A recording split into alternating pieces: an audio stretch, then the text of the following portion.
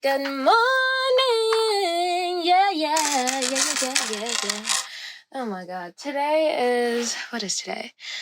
Today is Friday, February 3rd. Happy February, you guys. And it is 6:17 a.m.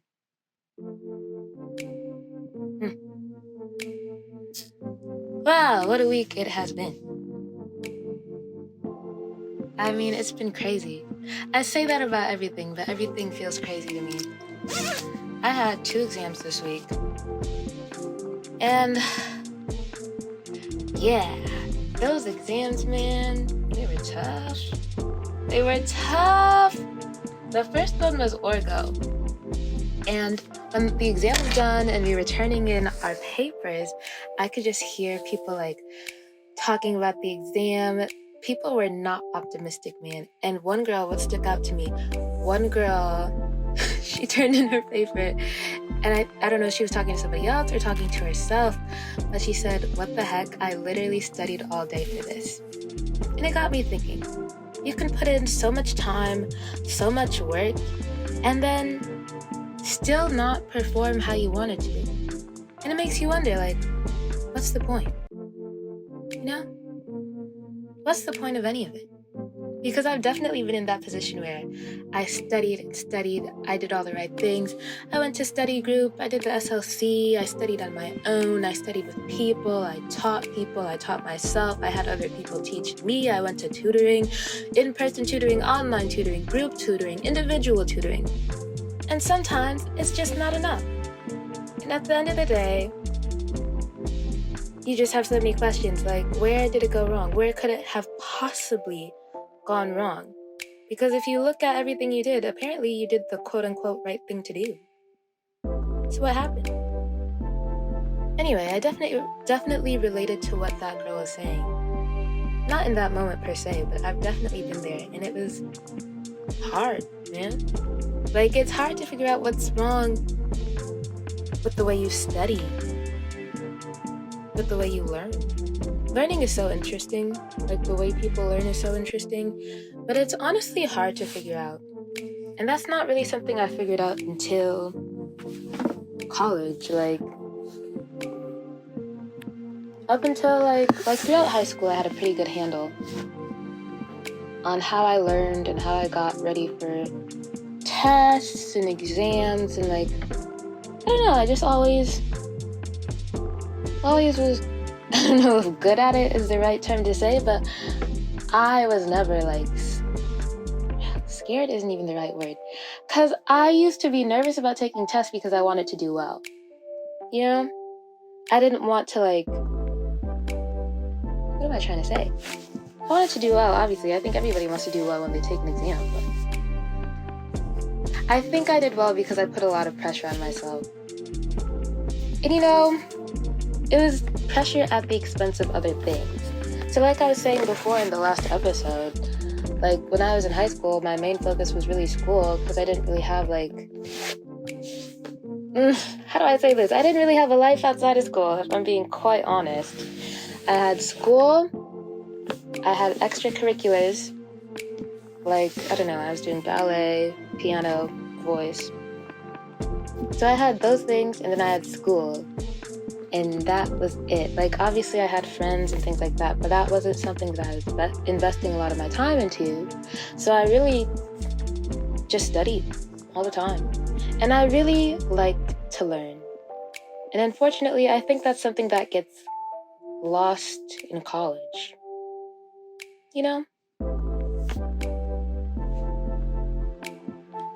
Yeah, I think that's something that gets lost in college. But I think it helps your learning when you're learning about something that you're actually interested in. Because when I was in high school, I liked to learn hard things. Honestly, for the sake of learning hard things and for the sake of challenging myself. I loved to challenge myself. I have no idea why, but I just loved it. And I just loved doing hard things and attempting hard things and struggling with them and figuring them out. I just loved it all. But I think at a certain point, you just get tired of doing the hard things for the sake of doing hard things. And honestly, that's sort of the way I feel about the classes that I'm taking now, in terms of my STEM degree. But anyway, so I was talking with a friend a couple days ago about like classes and things like that, and he was like surprised that as a neuroscience major or just as a pre-med that we had to take physics. And honestly, I can see both sides of it. I too can see how maybe taking physics doesn't make complete sense as a life sciences major, but I also understand how in some parts it can be applicable. But anyway, speaking of the applicable part, he was like, how much of this physics are you going to use in your career? And he was like, is there ever going to be a point where you need to, on the spot, calculate the instantaneous velocity of the blood moving through the vessel? And you know, to be honest, if I actually think about how useful this physics is going to be to me in the future, that's not going to help me get my work done. That's not going to inspire me to like finish the problem set that's due every Wednesday or study for the exams. Because to be honest, the physics that you need is more conceptual. That's what I think, right? But in turn, it seems like in academia, we're always focused with the nitty-gritty details. Details are important, but it depends on like which track of or which field of study you're going into, right? Because like currently, with organic chemistry, we're all studying it as if we're about to pursue PhDs in organic chemistry or some type of chemistry, which is great and all. But like, as a pre-med, how much of this organic chemistry am I going to use in my daily life as a doctor? You know, and it was actually interesting. This brings me back to, I think this was towards the beginning of last semester. There was this huge scandal, I think, at NYU. I think a professor was fired over like the way they were teaching organic chemistry, and like I don't really have all the details, but what I remember is actually somebody's response TikTok to the whole situation. It was a medical doctor, and she decided to take one of the professor's organic chemistry exams. And at that point, it had been 9 years since she had taken Orgo. And she was taking the exam, and she failed. She failed the exam. But at the end of the day, she's still a doctor. And it just goes back to the point of how much of this information is useful towards what you're going to do in the future. Like, obviously, organic chemistry is important. It's brought us to some really interesting conclusions in science and propelled the field forward. But at the same time, does every single life sciences major need to study organic chemistry in this much detail? Honestly, I would find it more interesting if we were focused more on the conceptual level of organic chemistry, the conceptual level of physics, the conceptual level of calculus, those things. But you know, it's a weird balance. I feel like it's 80% nitty-gritty mathematical details and 20% conceptual. Which is weird because when you get out into the real world, it really should be flipped, right? You really have to have a good understanding, like a good conceptual understanding of the equations that you're using, why you're using them, when to use them, as opposed to actually really, really knowing how to do the calculation. Because at the end of the day, a computer can do the calculation. Obviously, you need somebody to program the computer, but isn't that what the engineers do? Hey, just food for thought. Just food for thought. I'm not here to criticize academia. I'm just proposing questions, as most students do and should do. That's a part of the learning process. And if you can't ask questions, then how are you supposed to improve the system, right? Anyway, today's subject is academic validation. When I was 16, academic validation had me in a chokehold. I lived for the A's, the A+, the Dean's List, the academic recognition, validation. Like, it made me happy, which is sad to say. Like, the things in life that should bring you joy should not just come from grades. Because when you graduate college, or like that system of ranking in terms of letters, you have to find another way of finding self-worth. Like, nobody's going to tell you, yes, you did a good job. Here is an A. Like, no, you have to determine that for yourself. So throughout college, I have let go of academic validation, which I guess is good. Congratulations to me. But at the same time, I've been finding it so hard to be motivated to like do school, especially when you're not learning things that are directly applicable to you, which takes me back to orgo and physics. It just feels like in terms of STEM academia, or like, I don't know if it's like this with the College of Engineering, but just the college that I'm in, it feels like everything is so compartmentalized. And honestly, I understand why it has to be that way. You can't have, it would be impossible to teach the required courses in a way that is applicable to each major. Like, you can't have organic chemistry for the neuroscience major and have organic chemistry for the physics major and have organic chemistry for the molecular biology major, because you just don't have enough professors to split it all up that way. And that would just be for orgo. Imagine having all those subsections for physics, for calculus, for your upper level classes that everybody has to take. So I guess it's easier to lump everybody in together and just teach a generalized form that some people will end up using and some people won't end up using. But there is a cost. I mean, there really is.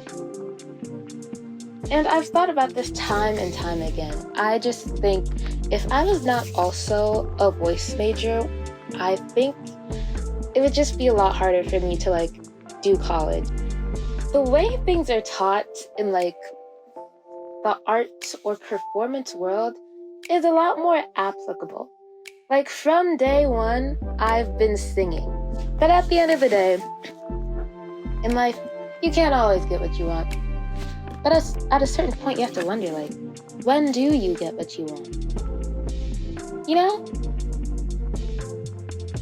Because when I was in high school, I just studied all the time. I said it's going to be so worth it because I'll just know all this stuff and I'll just study and I'll get A's and I'll be happy, you know?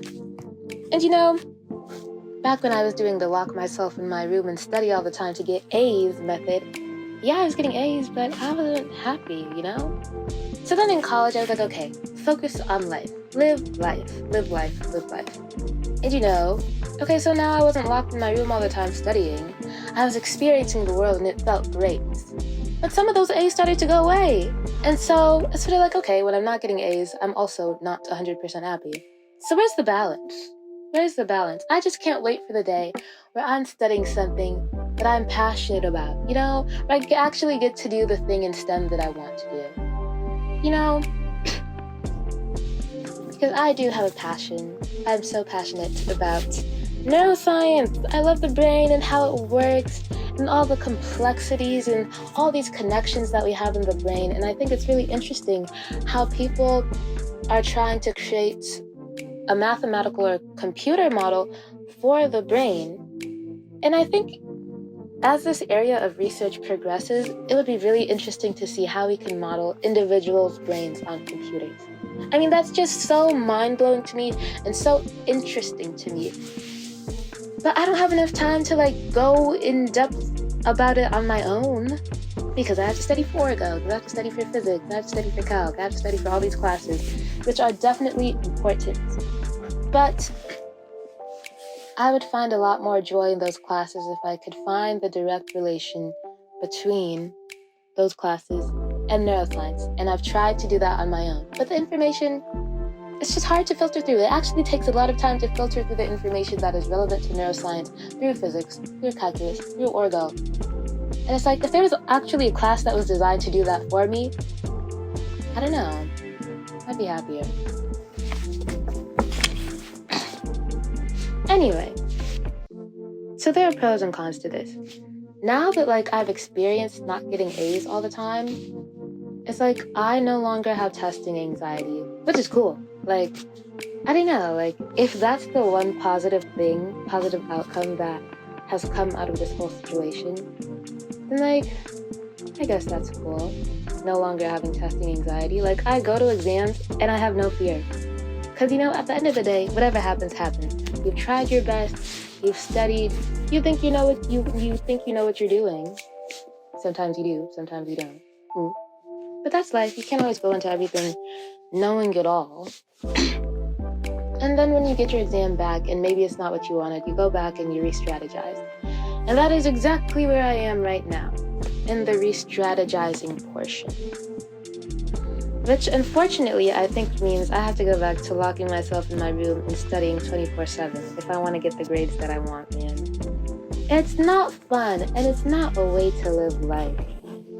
Honestly, in college, I thought I'd find, or at least do the thing that I'm passionate about. I mean, it's actually really inspiring to see professors pursue what they're passionate about. Because in one chemistry class that I had, the teacher took a break from regular content for the course, and he did a whole lecture on just pharmacology. Because he wanted to show us how what we were learning in class could be applied to things that are happening in the real world. And just seeing the way his face lit up teaching the pharmacology lecture was like, wow, he's really passionate about this subject. It's just an amazing thing when people are doing what they're passionate about. And it brings me back to another time. I was in office hours for a psychology class, but we didn't even talk about psychology. The professor told me about his life in Europe, and the whole time I was trying to figure out his accent and where he was from. It turns out he's from a place where the French and German accent are sort of mixed because they're I don't know, people go and come and go in that region. So he was telling me about his life there and the education system and how in some ways being in the United States was better for him, but he does miss the system or miss being home, obviously. And it was just really interesting talking about the societal differences in that place in Europe where he's from and the United States and the pros and cons. It was a very nuanced discussion. We did not talk about psychology, but it was such an interesting discussion, seeing people talk about what they're passionate about. And I want that to be me. I want to talk about neuroscience all day, every day. But it never feels like there's enough time. Honestly, it feels like for every hour that you're not studying or working towards a class that you're taking, you lose 2 points off your next exam. That's honestly how it feels like. So in order to combat this, I had a physics exam last night, and what I did after the physics exam, I got myself a little treat, self-care. I got, what was it? A frappe, a latte, some iced coffee drink. And honestly, it was not that good. But I got myself a little caffeinated drink. And I was like, okay, I'm going to review the lecture material because we've already covered new material for this new modules. Okay, I'll cover that and then I'll go to sleep. Lo and behold, I could not access the lecture on Canvas. Why is it that when you try to do something, it becomes the most difficult thing in the world? I just don't understand. I was like, okay, I'm not going to give up. Let's see how else we can find this. I tried a couple of different methods. And then it boiled down to me actually just having to watch the lectures again and go through the slides that way. But it was really frustrating. And then I did something for me. I watched a craniectomy last night on YouTube where the patient was awake the whole time. It was insane. The patient was awake and there's somebody operating in your brain to remove a piece of your skull. I was like, that is crazy. And then I read a research, I skimmed through, I didn't read it in detail, but I skimmed through a research paper about a patient with a traumatic brain injury. They also had a craniectomy to stop some of the swelling in the brain, and that actually worked. But now I'm thinking, how can you function without a piece of your skull? Is there a weak spot where the skull used to be? Do they actually remove the whole portion of the skull, or do they remove layers? But honestly, if they don't remove the whole portion of the skull, how will your brain have space to fit inside the skull? Because that's the whole point of taking out the piece of the skull, right? But it's just given me so many more questions to think about, and I would love to go into depth with all of those. But the thing is, there's no time. If you really prioritize and do the responsible thing, I should be studying physics. I should be studying orgo. Woo! Anyway, I just have to keep telling myself it'll all be worth it one day. It'll all be worth it. But anyway, while I was taking my physics exam, I was like, where is the passion? Where is the motivation? I see students bent over books with death in their eyes. I kid you not. That's what I see when I go to the library. And it took me back to when I was 16. And one of my favorite moments studying was, I was studying for biology, and I was in the library, and I went, like, straight after school, I went to the library, I opened my books, and I just studied and studied and studied. And I was actually having a really good time, seeing how things connected, asking more questions, trying to figure them out, having questions for the professor. And I had studied so much that by the time I left, I didn't realize it. It was completely dark outside. And this isn't during winter. This was during, like, fall. So it doesn't really get dark that soon. So I had been there for a couple of hours and I didn't even realize it. And I was just having such a good time learning this material. And I want to feel that way again. I want to enjoy learning. I mean, I like to learn. It's just that I like to learn the things that I like, you know? But anyway, that's my new goal moving forward. Somehow, I'm going to find the joy in studying physics. I'm going to find the joy in studying organic chemistry. And I'm still going to find time for myself. It's just weird. How do you find that balance? How?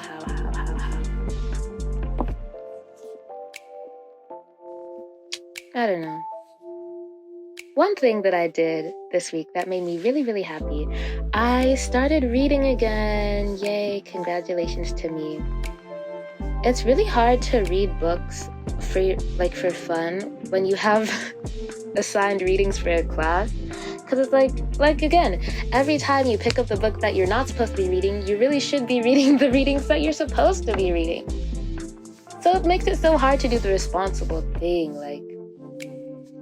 But I did read a book that I've had this book for a couple of months now, and I've been reading it on and off. And when I say on and off, I mean more off than on.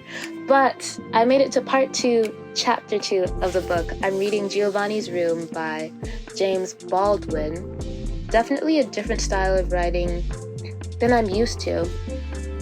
But honestly, when I read this book, it's like I can see the movie in my head, the description of scenes and the writing style, it's so descriptive and so vivid, and the language or the words that he uses to convey the atmosphere of each place or character or moments in time for a particular character. It's just so amazing because I can absolutely picture it in my mind. And that's what makes reading so fun.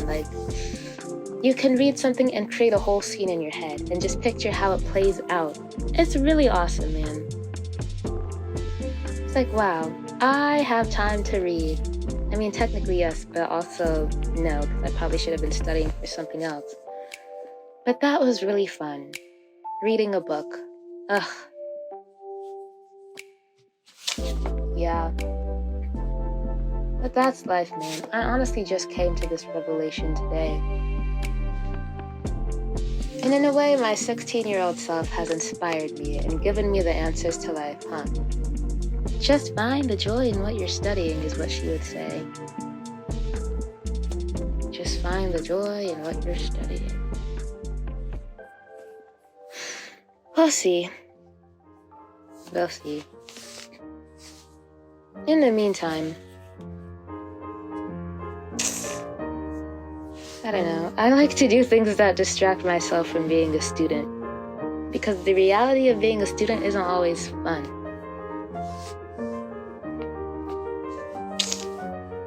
Oh well. That's life, right? With everything that you want to do, there's always something that you don't want to do. And you have to find a way to make the boring parts worth the fun parts. Right? It's just a part of the process.